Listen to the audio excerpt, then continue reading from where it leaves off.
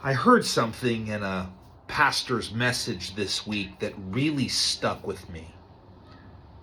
And as you know, if you've followed this channel, I love to teach the things that happen in my life, how everything moves together and points towards the very directed messages that the Bible tells me. This is a great start to something I've been thinking about, something I've been fighting with. What is God doing in my life, and how should I be reacting? The pastor said, I don't want a good plan.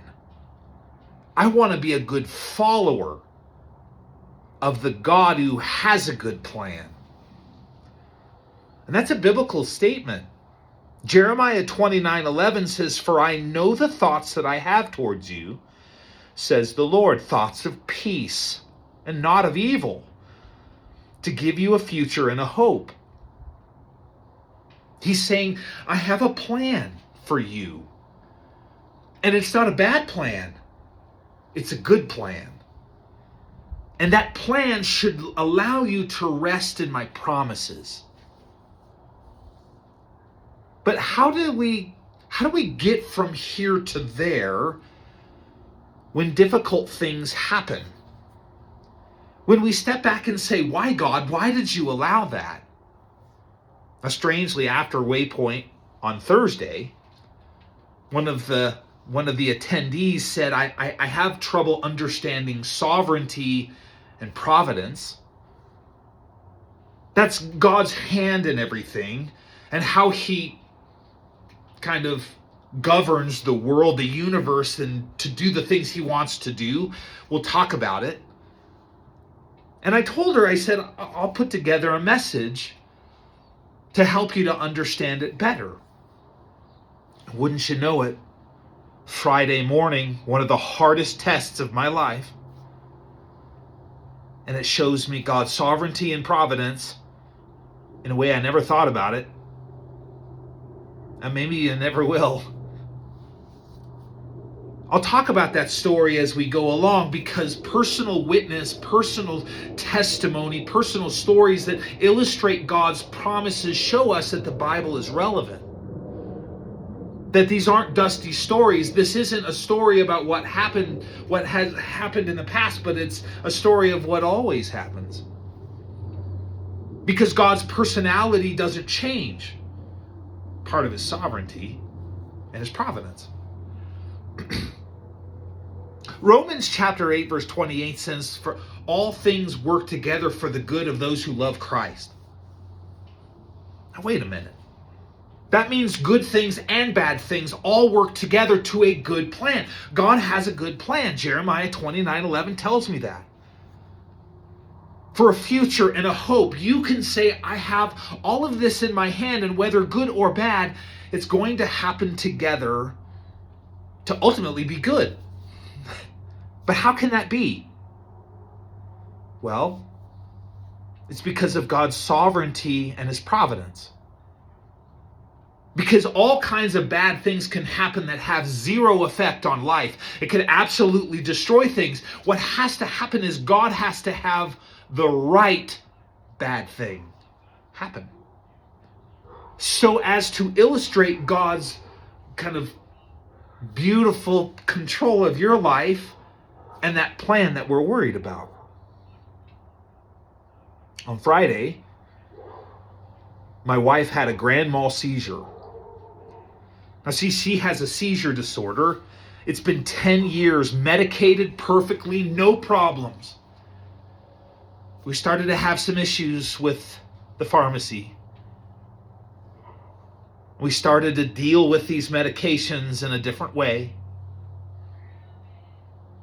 Now, she's had to do that before. They're not perfect in how they administer their prescriptions. And I can sit here and complain all the day long, but she's had to reduce her medications to half doses for times on end. Nothing's ever happened until Friday. The scariest, maybe one of the scariest days of my life. And here's the thing. I was a police officer. I saw many people have seizures. I saw worse and worse, people shot and stabbed, things going through. But when it's somebody that you love very, very, very, very much, it hits differently. And a few days later, I'm still working with the emotional turmoil of what it was I saw, trying to move the pictures out of my mind. But why, God? Why would you do that? Well, let's talk about God's sovereignty and God's providence in the midst of that story and some biblical understanding so that we understand how God has the ability, the power, and the authority to do whatever he wants, and all that stuff fits together for a good plan. Because I don't want to build a good plan. I want to be obedient to follow a good plan made by God, who told me he has a good plan. So God's sovereignty, what is that? Well, it was told, I read it in a number of different places. I saw a couple of different definitions. And I thought the easiest way to understand it, the best way to boil it down into something that's easy and that we can just say, okay, that makes total sense, was brought by Pastor John Piper. And he said that sovereignty is God's right and power. He has the ability, he has the power, and there's nothing to hold him back to do all the things that he decides to do. You can't stop him from doing this. You can't stop him from changing course.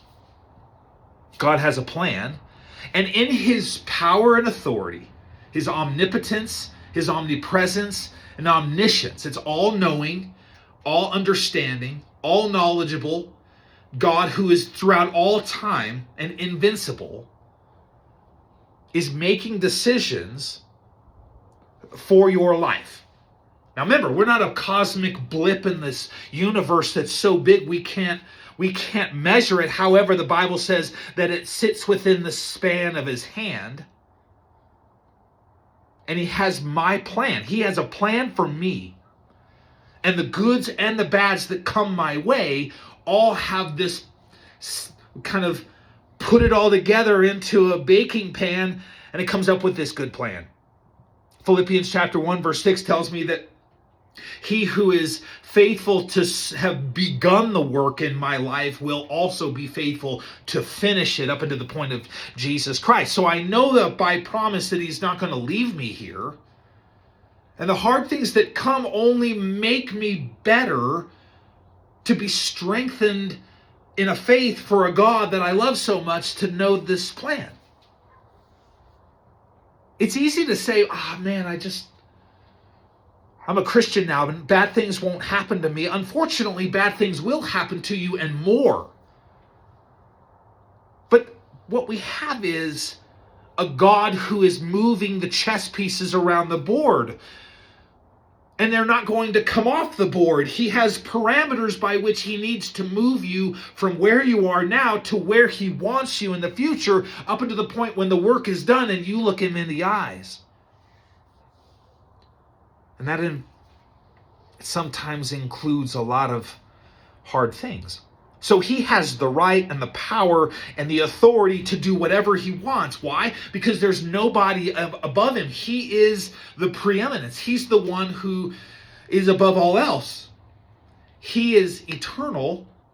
Everything else is created by him. So there's no one above him. So he has all authority to do anything he wants to. We see in Job chapter 42 verse 2, it says, I know that you can do everything and that no purpose of yours can be withheld from you. Now that's an amazing statement. I know that you can do everything, not anything, not most things, not some things, everything. And that no purpose of yours can be withheld from you. We see in Colossians, talks about the preeminence of Jesus Christ, who is God in human flesh. We know that God is Trinity. He is triune. So God the Father, God the Son, God the Holy Spirit, all together, three entities in one conglomeration of God. All eternal. We know that in Genesis 1 that all three were together in the creation of all things. We know that Jesus is the preeminence, the one who is the creator, that all authority's been given over to him on the earth and how he wants to rule the earth for the next, once he gets here in the second coming for 1,000 years. Then he's going to give all that authority back to the Father, and we're all going to be together in heaven for eternity. So Jesus is God. Don't make this mistake. Other religions say that he's not, that he's a good man, or he's a prophet, or he's a created being. He is not. He is not created. He's eternal. Love this part of Colossians chapter 1, verse 15. He is the image of the invisible God, the firstborn over all creation. For by him all things were created, that are in heaven and that are on earth, visible and invisible, whether thrones or dominions or principalities or powers. Jesus created not only all the things you see here, and I've gotten myself into watching these really neat music videos on YouTube that are all these beautiful drone footage of just the wonderfully beautiful places on this world. This earth is full of amazing places, tremendous colors. He was part of all of it. He created it all. A God with a paintbrush and an infinite ability to create things.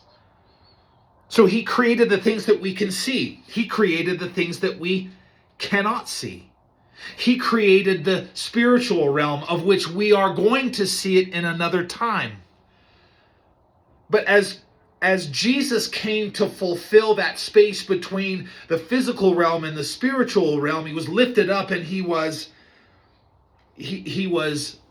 crucified to reconcile all things he had created back together. He is the one who has all of the authority. Look what it says.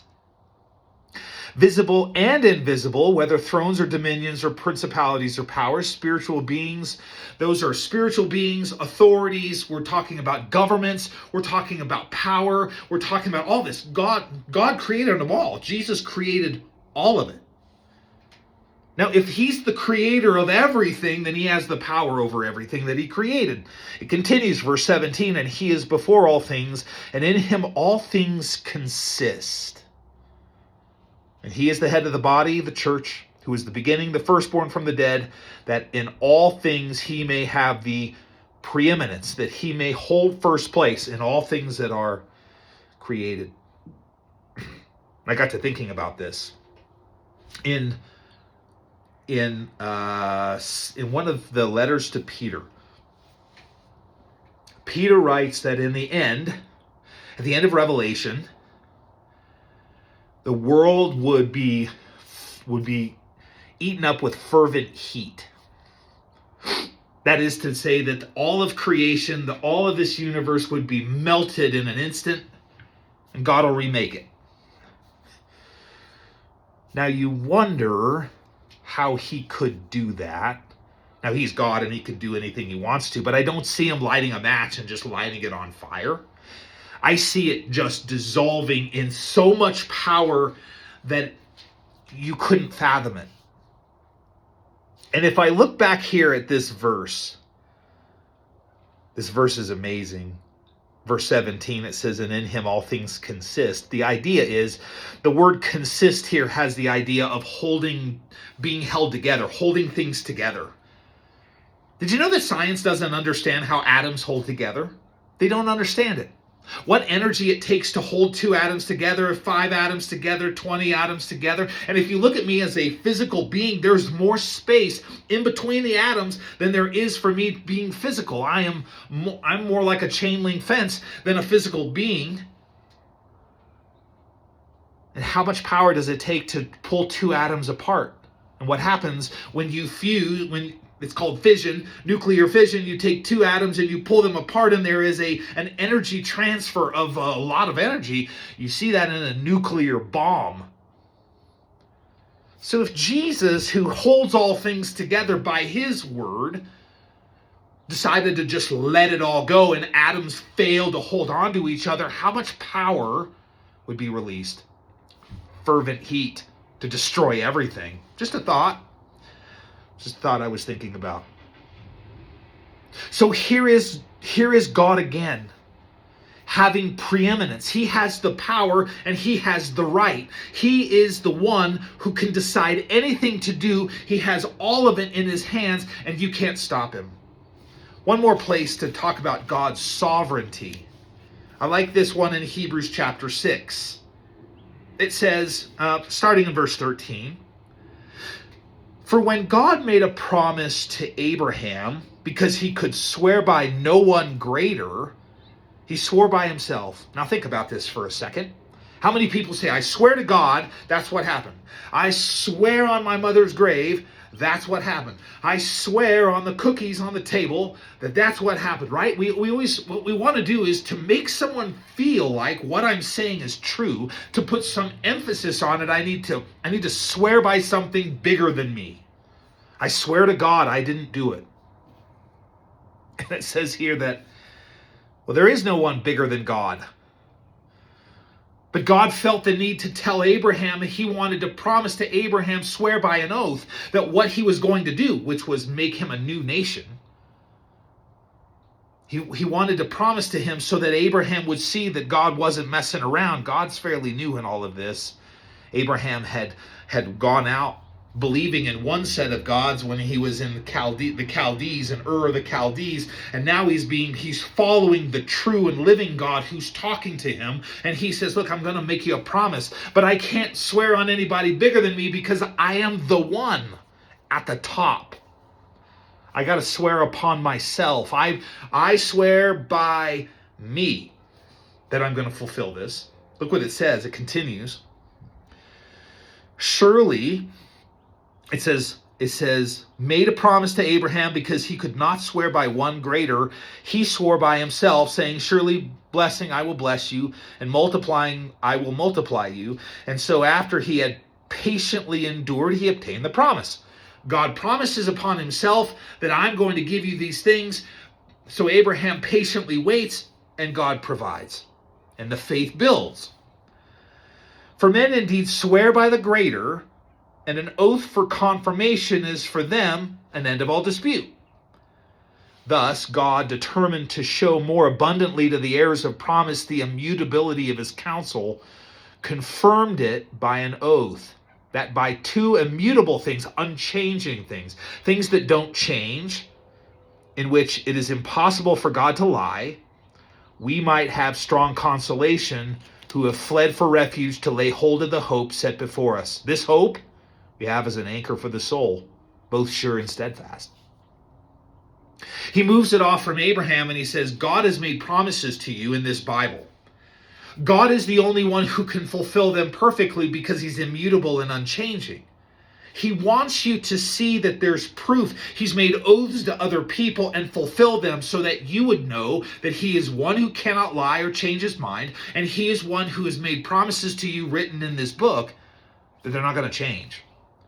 Why that's important is when all the bad things happen, but God has got a plan for good, those bad things are the right bad things to bring about good.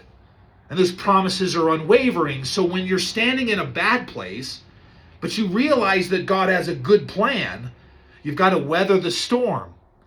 And those tribulations that come, like we see in Romans chapter 5, when it says, well, we glory in tribulations, because what it brings us is perseverance and character and hope. Hard stuff comes, but God has it all in his hands. So when you're watching things happen around our nation as it melts down, the same thing is happening in Habakkuk's day, and God says, hey, yeah, but the just shall live by their faith. Know that the promises that I've given you are steadfast. I'm not pulling you out of it. These things are hard, but they're gonna bring you through the fire. Shadrach, Meshach, and Abednego, I'm not going to stop the fire. I'm going to push you through it. I'm going to stand with you in it, so that when you come out, those ropes that have you bound are freed. And you will be lifted up because your God will be honored in front of a man who doesn't believe in God.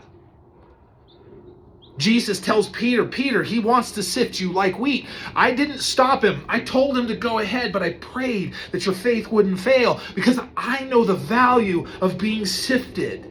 I know the value of the hard things that happen in our life. So realize that nothing comes across the desk of God that isn't okay with him, not allowed by him. Satan still has to listen to God. And the hard things that come against us sovereignly come against us because God has a better plan. That's God's sovereignty. Now, his providence is a little bit different. And I love the way that Pastor John Piper says this about providence. Remember his sovereignty, the right and power God has to do whatever he wants. Providence is using his sovereignty in the service of wise purposes. Just to say that another way, he says, look, I'm sovereign and I have the power to do whatever I want to do. I'm going to do what I do in a wise way, and I'm going to move things around and put it into your life so that your life comes together in the plan that I have for you. See, I don't want to have my own plan. I have a God who has a good plan already.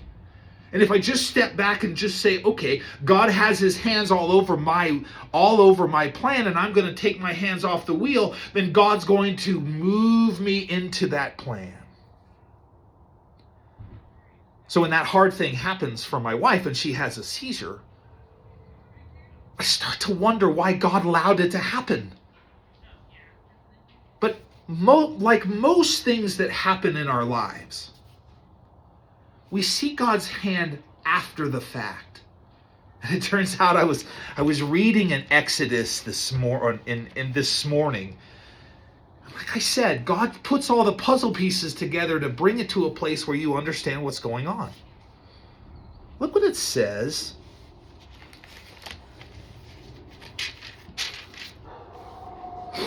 I'm reading it in Exodus chapter 33. Now, what we have here is Moses bringing everybody out of Egypt. And a number of things are going on, and here he is. He's come down off the mountain. He's noticed that he was gone for a little bit of time, 40 days and 40 nights. He told Aaron, just chill out. Just take care of these people till I get back. He goes up the mountain. He comes down with these big stone tablets of the law. But he's gone, and so the people start to wonder where he went. They come to Aaron. They say, Aaron, I don't know what happened to that Moses guy who brought us out of Egypt. They forget already that it wasn't Moses that did all the work, it's God. But they've forgotten about God because Moses disappeared. Somehow God is connected to Moses instead of God being connected to the people. So they tell Aaron, hey, make us a god. So we can bow down to a God that brought us out of Egypt? What? Aaron does. He says, give me all your gold. They make this little calf, and they all bow down to it, and they say, here is the God that brought us out of Egypt. How do you make that mistake? But society does it all the time. Because it's easier for me to say, bow down to the rock that's on this table, because I can then make up my own rules. God made the rules. But when it's my God, I can make the rules because my God's not real. So here's Moses, and Moses intercedes for these guys. Intercedes for the whole nation. God says, I'm just going to wipe them out and start over. But he says, how is Egypt going to respond when you pull them out of Egypt to kill them all in the wilderness? And God's like, I'm going to relent. Now he knew the plan. But he wanted Moses to intercede for them. He wanted to see if Moses had a heart of a pastor, of a shepherd, and he did. So he relents, and Moses has this conversation with God that I've often prayed for because I want to see God work. And I'm going to pick up in verse 12. It says, then Moses said to the Lord, see, you say to me, bring up this people, but you have not let me know whom you will send with me. Yet you have said, I know you by name, and you have also found grace in my sight. So now therefore I pray that if I have found grace in your sight, show me your way, that I may know you, that I may find grace in your sight. And consider that this nation is your people. And God said, my presence will go with you, and I will give you rest. And then he said to him, if your presence does not go with us, do not bring us up from here. Moses steps in and says, I don't want a plan. I want to follow the God who has a plan. If you're not going, then it's my plan. I don't want my plan. I want your plan. If you don't go, we're not going. I love that mentality of Moses. He says, look, everybody else in this nation wanted to do their own thing. I don't want to. I don't want to come up with a good plan. I want to be a good follower. I want to be good in obedience to the God who's shown me this plan all the way back to the burning bush. And God, of course, in verse 16 says, For how then will it be known that your people and I have found grace in your sight, except that you go with us? So we shall be separate, your people and I, from all the people who are upon the face of the earth. Moses is speaking very pragmatically. He says, I don't want to go if you're going to split up with us. It's you and us together. Everyone knows this, that we're the one who brings the God of heaven. And if you're not going to bring us there, then we're not going to go, because we can't survive without you, God.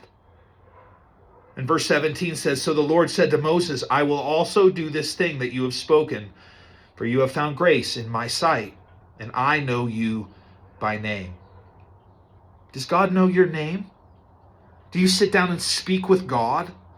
Sit down and give him your heart and your mind? I have to tell you that, like yesterday, I sat down here and I prayed about this situation with my wife, and I wept tears. Because it was an incredibly powerfully moving, scary situation. And I realized that if I'm sitting here and I'm really thinking about all that could have happened, a million bad things could have happened, and she could be gone. Because what she suffered can be fatal. And I realized how deep of my love is for my wife. Deeper than ever. So what I want to point out here is that bad things happen. Yes, God allowed a bad thing happen. Yes, and God put it in a place and in a context that I would see the value in how blessed I am with my wife, how blessed it has been the last 2 years to spend so much time with her, to develop a relationship with her. God's sovereignty has been there the whole time, allowing me to spend time with the very gift he gave me a number of years ago. But I can sit here and I can think about the outcomes that could have been so bad. However, Romans 8:28 says all the good things and the bad things work together for the good. Therefore, this bad thing that has happened and scared me, it really moved me off my mark for a while. What did it do? It was the right bad thing. Because there's a plan. And I've been praying, God, humble me and take these prideful times away from me. And what did he do? He did this. Because it's easy for me to handle the things that I suffer, but it's really hard for me to handle the things that other people that I love so much suffer. The last 3 days have been difficult as she's recovering through the things and the fears and the anxieties and the difficulties of all of this and the anger from the mistakes and all this stuff. Now, I can dwell on that. And here is Moses saying, if you don't have a plan, then I'm not going to go with you. But he knows, God knows my name, and he knows what's best for me. He knows what he needs to put in my life. He knows how he needs to shape me and mold me and bring me into this view, because he's got a plan. He knows my name. He shows me things that I wouldn't ever... I could easily discount, but I've come to the fact and come to the situation of stepping back and looking at everything in my life to see what God might be doing with it. Because I know that God is in control of everything that's happened to him. Why? Because he's sovereign over my life. I can't tell him what to do, and I can't beat him. He is over my life, and everything that happens, he doesn't stop. And I'm grateful that the one with all the power and all the knowledge and all the wisdom, who's standing at the end of time waiting for me to get there, is in control. I love that question. I love that statement. God says, I know you by name. Verse 18, and he said, please show me your glory. That's Moses said that. Moses asking God, show me your glory. I pray this all the time. Lord God, show me your glory that I may know you, that I may know your way. And then he said, I will make my goodness pass before you, and I will proclaim the name of the Lord before you, and I will be gracious to whom I will be gracious, and I will have compassion on whom I will have compassion. But he said, you cannot see my face, for no man shall see me and live. And the Lord said, here is a place by me, and you shall stand on the rock. So it shall be, while my glory passes by, that I will put you in the cleft of the rock, and I will cover you with my hand while I pass by. And then I will take away my hand, and you shall see my back, but my face you shall not see. Now the idea here is that God has a back. He doesn't have a back. He's an invisible spiritual force. So what he's saying here is you'll see the aftermath. You'll see the effect. Jesus tells Nicodemus in John chapter 3, he says, we don't know where the wind comes from or where it goes, but we know that it has effect. We can see the effect on things. We can see it blowing in the trees or feel it in our face. We can see God's goodness as he passes by. We can see that he was there. We can look back in history and see how God worked things out. We see those things clearly. And that's God's providence. Because what we can see is all the details. Because God is in the details. And what happens? God's providence started to show itself clear. Now, here's a verse about God's providence. Isaiah chapter 46. Isaiah chapter 46. Now, remember what we said about it. God is using his wisdom to carry out his purposes in a way that is completely controlled here. 46 verse 10 says, declaring the end from the beginning and from the ancient times things that are not yet done, my counsel shall stand, and I will do all my pleasure. Calling a bird of prey from the east, the man who executes my counsel from the far country. Indeed, I've spoken it. I will bring it to pass. I have purposed it. I will also do it. Now here he's talking about the Chaldeans coming in and taking over and sweeping away the nation. That sounds pretty bad. What you see here is he's saying, I'm telling you before it happens so that you believe that I have a plan, and the plan has this involved. Realize I'm going to do it, and you're not going to stop me. All the details are going to fit together, and all of this that I've told you, I want you to see. I'm going to use my sovereignty, my power, and my right of being over all things. I'm going to tell you what's going to happen. I'm going to fashion it in such a way that good will come out of it. And later on, everybody's going to read the Bible and understand these things. It'll build your faith that I am who I am. I am who I say I am. In control of all things.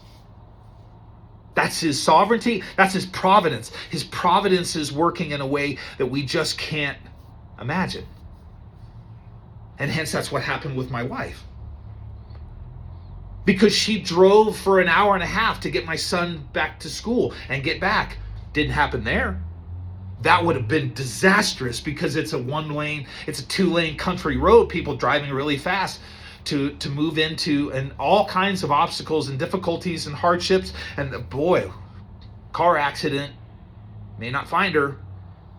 People may not see her for a while. That could have been bad, but it didn't happen there. Then we got home and we shoveled our driveway, and we shoveled the neighbor's driveway.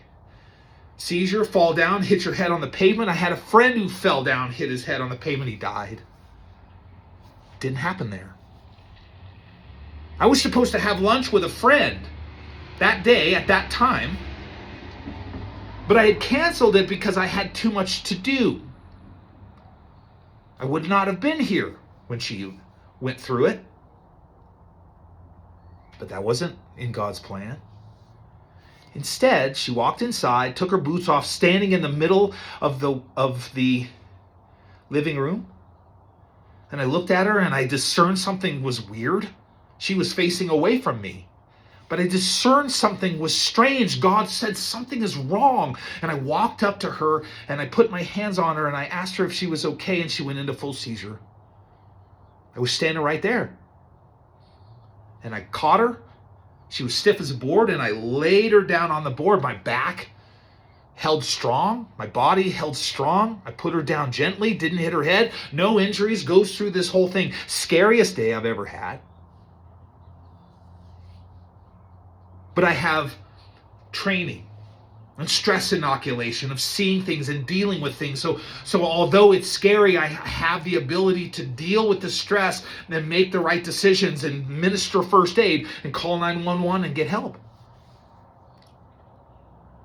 Every single thing that happened, all the little pieces that happened around it, all could have been different. They could have been different. It could have ended different. It could have been bad, but it wasn't. It was perfectly there because God had orchestrated the entire situation to be only as bad as it was and not worse. God's providence. His sovereignty allowed it to happen because there's a reason. His providence set it up so that it would be less problematic than it could have been. And I hope that helps to understand that. Now back to the Bible, because the Bible is always the best place to see the stories that we're talking about. And I want to show you, with the time that we have left, a story that shows God's sovereignty and God's providence as He's moving history forward in the nation of Israel. Now, we are in 1 Samuel chapter 9. 1 Samuel chapter 9. This is where we meet a guy named Saul. Now, this is not Saul of Tarsus, who becomes Paul in the New Testament. This is who's going to be King Saul. Now, up until this point, the nation comes out of Egypt. Everybody dies in the wilderness due to unbelief, and they go into Canaan with Joshua. Joshua leads them in there, and they go into there, and then we move into the book of Judges, from Joshua to Judges. And Judges was a mess because everybody started to walk away from God, and everybody was doing what was right in their own eyes. Now, up until this point, that God was their leader, God was their king, and they had a judge, somebody like Moses or Joshua, to be the voice of God. But God was the one who was taking care of the affairs. The last judge in history is Samuel. And Samuel is a judge for a very long time, but he has two sons who go into the priesthood and they're corrupt. And the nation starts to question the fact that they don't want Samuel anymore. They don't want a judge anymore. They certainly don't want Samuel's sons anymore. And they want a king because all the nations around them have a king. And Samuel says, okay, well, this isn't a good idea. You're not going to like what's going to happen. But they demand a king anyway. Now, interestingly, you might start this story and you might say, well, I mean, God told Samuel to go and tell them they don't want a king, which means it sounds like there's this discussion going on. However, if we go all the way back to Genesis chapter 49, where Jacob is blessing all of his sons, he blesses a man named Judah. And in verse 8 it says, Judah, you are he whom your brothers shall praise. Your hand shall be on the neck of your enemies. Your father's children shall bow down before you. Judah is a lion's whelp. From the prey, my son, you have gone up. He bows down. He lies down as a lion and has a lion who shall rouse him. Remember, Jesus Christ is the Lion of Judah. which means Judah is in the lineage. He is the beginning of the lineage of which Jesus, the Messiah, is going to come out of. Keep reading. Verse 10 says, the scepter shall not depart from Judah.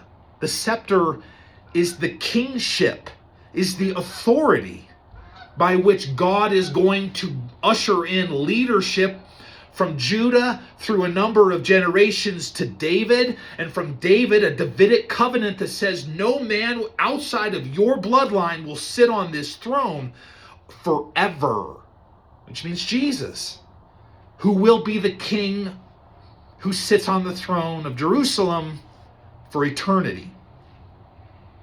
This is a messianic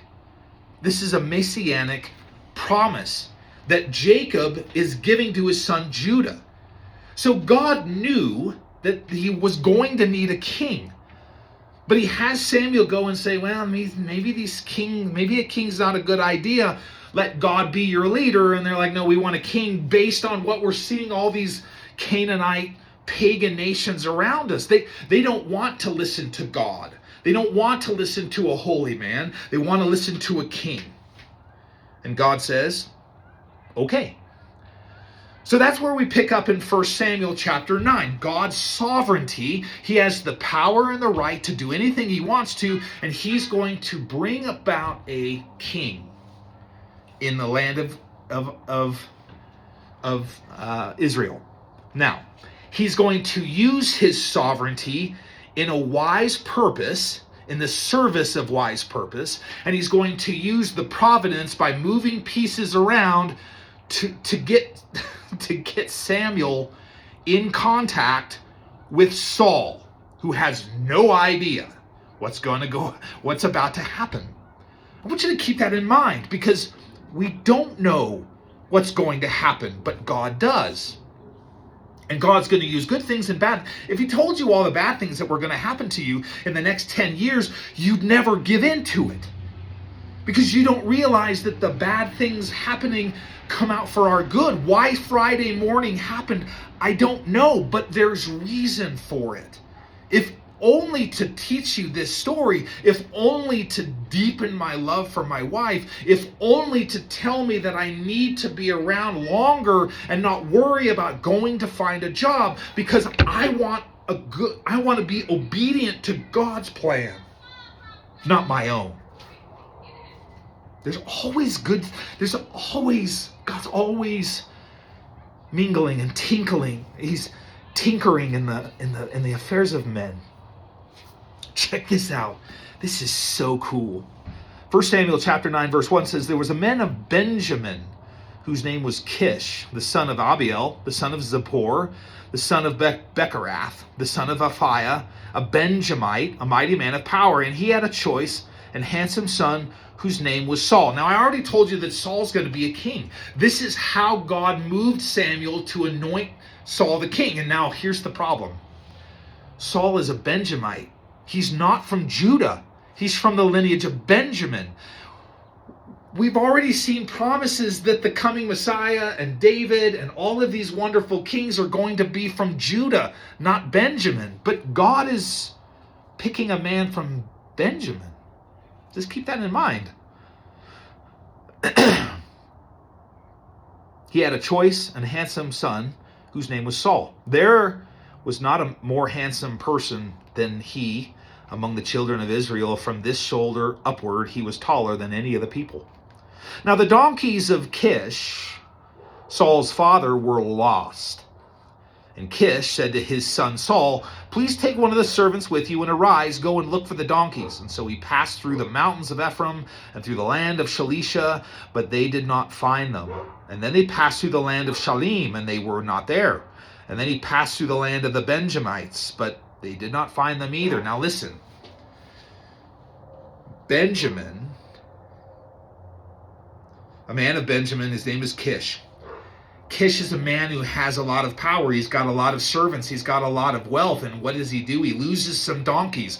But for whatever reason, he doesn't send his servants to go look for the donkeys. He sends his best son. God's working. His son doesn't say, no, Dad, I got I got to play Nintendo today. I've got to play the PlayStation today. No, he says, yes, Father, I'll go. And he does exactly what he does. He does exactly what he's asked to. Which means going through all of these different places in the land, looking for these two wayward donkeys. God is working. Verse 5, when they had come to the land of Zuph, Saul said to his servant who was with him, come, let us return, lest my father cease caring for the donkeys and become worried about us. And he said to him, look, now there is a city in this city is a man of God, and he is an honorable man. All that we say surely comes to pass. So let us go there. Perhaps he can show us the way that we should go. So then Saul said to his servant, but look, if we go, what shall we bring to the man? For the bread in our vessels is all gone, and there's no present to bring to the man of God. Well, what do we have? And the servant answered Saul again, and he said, look, I have here in my hand 1/4 of a shekel of silver, and I will give that to the man of God to tell us our way. Formerly in Israel, when a man went to inquire of God, he spoke thus, come, let us go see the seer. For he who is now called a prophet was formerly called a seer. And Saul said to his servant, well said, come, let us go. And so they went to the city where the man of God was. And as they went up the hill to the city, they met some young women going out to draw water, and they said, is the seer here? And they answered them and said, yes, there he is, just ahead of you. Hurry now, for today he's come to this city, because there is a sacrifice of the people today on the high place. And as soon as you come into the city, you will surely find him before he goes up to the high place to eat. For the people will not eat until he comes, because he must bless the sacrifice afterward. Those who are invited will eat. Now, therefore, go up, for about this time you will find him. So they went up to the city, and there they were coming into the city. There was Samuel coming out toward them on his way up the high place. Now, interestingly, he happens to be in this city. Now, Samuel traveled around and he did sacrifices in different cities. He happens to be in this city at this time. Saul knew there was a man of God in this city. Runs into some women who say, yep, he's up in the city, better hustle. He's here today. God's working. Now, check this out, verse 15. The Lord had told Samuel in his ear the day before Saul came. God was talking to Samuel yesterday. And he said in his ear, the day before Saul came, saying, tomorrow about this time I will send you a man from the land of Benjamin, and you shall anoint him commander over my people Israel, and he may save my people from the hand of the Philistines. So, for I have looked upon my people, because their cry has come to me. So God is already setting this up with Samuel the seer, the man whose heart is after God, the man who has been a prophet, the man who has heard his voice and has judged this nation for decades on end, gets this word from God yesterday that tomorrow you're going to meet this guy. He's going to be from He's going to be from Benjamin. Holy cow, the details are insane. You're going to anoint him king because the nation is called upon me. They have come to me in their distress because of the Philistines, and I've heard their prayer. God's working. Verse 17, so when Samuel saw Saul, the Lord said to him, there he is, the man of whom I spoke to you. This one shall reign over my people. And Saul drew near to Samuel in the gate, and he said, please tell me, where is the seer's house? And Samuel answered Saul and said, I am the seer.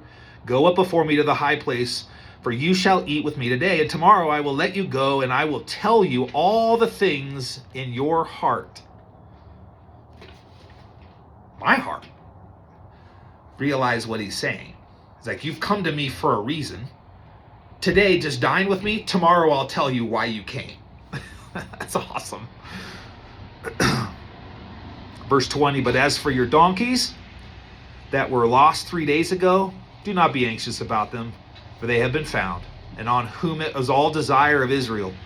Is it not on you and all of your father's house? He's like, oh, but those pesky donkeys you were looking for 3 days ago, we found them. He didn't even say anything about them. You donkeys are good. Would this get your attention? If you walked up to a man who was a man of God and he said, he told you the reason why you were there to ask him, would that get your attention? God's providence. God telling the end from the beginning, so that what he is trying to do cannot be stopped. It won't be stopped. It's miraculous and in complete control of everything that's happening. The details are marvelous. And Saul answered, verse 21, and said, am I not a Benjamin? I'm not a Benjamite of the smallest of the tribes of Israel, and my family the least of all the families of the tribe of Benjamin? Why then do you speak like this to me? And now Samuel took Saul and his servant and brought him into the hall and had him sit in the place of honor among those who were invited. There were about 30 persons. And Samuel said to the cook, bring the portion which I gave you, of which I had you set it apart. But when Samuel got up there, he said, okay, I'm going to bring a man and I need you to set this apart for a specific meal. That guy I told you about, yep, this is who we're giving that meal to. The details are amazing. Only God is in the details. Samuel said to the cook, bring the portion which I gave of you, of which I said to you, set it apart. So the cook took up the thigh with his upper part and set it before Saul. And Samuel said, here it is, what was kept back.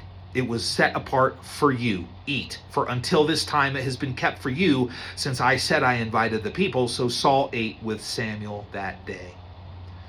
And when they had come down from the high place into the city, Samuel spoke with Saul on the top of the house. And they arose early, and it was about the dawning of the day when Samuel called to Saul on the top of the house, saying, get up, I may send you on your way. And Saul arose, and both of them went outside, he and Samuel. Verse 27, and as they were going down to the outskirts of the city, Samuel said to Saul, tell the servant to go ahead of us. And he went on, but you stand here a while, that I may announce to you the word of God. And then Samuel took a flask of oil and poured it on his head and kissed him. And he said, is it not because the Lord has anointed you commander over his inheritance? When you have departed from me today, you will find 2 men by Rachel's tomb in the territory of Benjamin and Zelah. And they will say to you, the donkeys which you went to look for have been found. And now your father has ceased caring about the donkeys and is worrying about you, saying, what shall I do about my son? And then you shall go on forward from there and come to the tabernacle tree of Tabor. There 3 men are going up to God at Bethel will meet you, one carrying 3 young goats, another carrying 3 loaves of bread, and another carrying a skin of wine. And they will greet you and give you 2 loaves of bread, which you shall receive from their hands. After you shall come to the hill of God where the Philistine garrison is. And it will happen when you have come there to the city that you will meet a group of prophets coming down from the high place with a stringed instrument, a tambourine, a flute, and a harp before them. And they will be prophesying. And then the Spirit of the Lord will come upon you, and you will prophesy with them, and be turned into another man. And let it be, when these signs come to you, that you do as the occasion demands, for God is with you. You shall go down before me to Gilgal, and surely I will come down to you and offer burnt offerings and make sacrifices of peace offerings. 7 days you shall wait till I come to you and show you what you should do. So it was, when he had turned his back to go from Samuel, that God gave him another heart. And all these signs came to pass that day. We find out that God's anointed. He anoints Saul to be king. And Saul, this one person, became Saul, another person, because his heart was changed.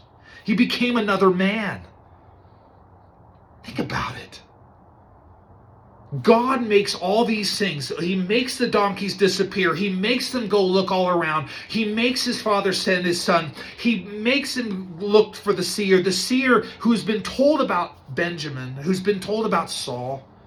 Said that's the guy. He anoints him with oil. He gives him this feast made for a king. And then he says, all these things are going to happen. You just go that way. All of it's going to happen to make you believe, to know that God is in all of this. And what happens? You're going to be moved, indwelled by the Holy Spirit, and changed. Benjamin didn't know this. Saul. Saul didn't know this. Saul was just looking for his donkeys. Saul had a plan, and his plan was, well, let's go seek God. That's a good plan, because God had another plan. And Saul ends up being the king that we see throughout most of 1 Samuel. And who comes after him? David. But see, when we look at God's sovereignty, he can do anything he wants to. He can tell people to give signs. Signs look miraculous to us because it's outside of our abilities, but it's not outside of his. And he uses miracles to show us the way. Sovereignty, whether good or bad, whether the things that happen are good or bad, just come upon us because God can, and he does, and he allows it. And in his providence, he moves these shapes and molds these pieces together to make it all fit together so that it would happen. Because you can't stop him. You can't stop him. You can't stop the plan. So here's the thing. Here's the exhortation. Bad things happen. But sometimes God moves things around just to make it perfectly obvious to you that it could have been worse, but it wasn't, because God was there. What we're going to learn about this, I have no idea. But I know what has happened so far, and here it is to encourage you. When God steps in, he has a plan, but I don't want my own plan. I want to follow his plan. And what that means is I have to step off my own throne and off my own planning and let Jesus sit down on his throne to be a king's man and be good and obedient, a good follower of the plan that he has, because his plan is good. He has a good plan for me, and he's got a good plan for you. And that plan doesn't change. And he uses the correct bad things in your life to bring about good plans and good changes, because suffering and difficulty and hardship has positive effects on our life. I hope this is encouraging to you. Because when the things start to happen, step back and see that God has got his hands all over it. Nothing surprises him. He's not upstairs pacing back and forth saying, gosh, I didn't see that happening. I did not see that coming. What am I going to do? This goes for all the prophetic stuff that's happening in our world, why our nation is breaking down, why judgment is coming, why things are happening across the world, why is Israel in the center of all things? Because prophetically, this is how it's supposed to happen. It's chaos, and I get it, but it's not out of control. It's perfectly in control by God's sovereignty and his providence. Shalom.